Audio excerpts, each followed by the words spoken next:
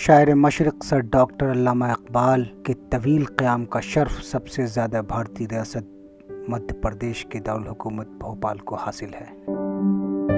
علامہ اقبال کا تعلق بھوپال سے اس قدر گہرا اور جذباتی رہا ہے کہ انہوں نے جا بجا اپنی نظموں اور غزلوں میں بھوپال کا نام کوٹ کیا ہے۔ علامہ اقبال نے بھوپال کی سرزمین پر بہت کچھ لکھا ہے۔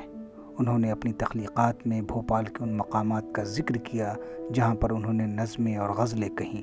ان نظموں اور غزلوں میں بھوپال کا شیش محل، ریاض محل اور بھوپال کا مہمان خانہ خاص طور پر شامل ہے۔ سر محمد اقبال اردو ادب کا ایک بہت اہم، بہت بڑا نام ہے، بلکہ ہندوستانی ادبیات کا ایک ایسا نام ہے جو دنیا بھر میں ہندوستان کو متعارف کراتا ہے۔ ایک ایسے بڑے شاعر کے سارے کلام میں سب سے زیادہ اشعار، سب سے زیادہ غزلیں، سب سے زیادہ نظمیں بھوپال کے نام لکھی گئی ہیں۔ علامہ اقبال نے بھوپال کے جن مقامات پر قیام کیا ان میں سب سے اہم شیش محل ہے۔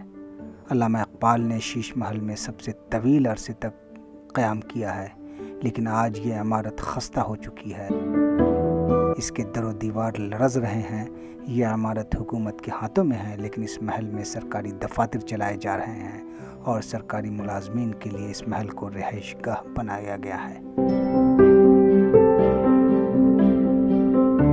اسی طرح علامہ اقبال نے بھوپال کے ریاض منظر اور بھوپال کے مہمان خانے میں بھی اپنا وقت گزارا ہے۔ بھوپال نے ان کو وظیفہ دیا جب ان کو ضرورت تھی اور معاشی حالات ان کے اچھے نہیں تھے اور وہ کسی سے مانگ بھی نہیں سکتے تھے، تو سر راس مسعود جو ان کے دوست تھے اور سر سید کے پوتے تھے وہ یہاں پر تھے۔ انہوں نے کوشش کر کے ان کو رقم دلائی۔ جو رقم ان کو دلائی گئی اس کی قیمت آج کے زمانے میں 5 لاکھ روپے مہینے سے بھی زیادہ ہے جو اقبال کو دیے گئے۔ سوئے قسمت کے اب ان کی عمارتوں کو زمین دوز کر دیا گیا ہے۔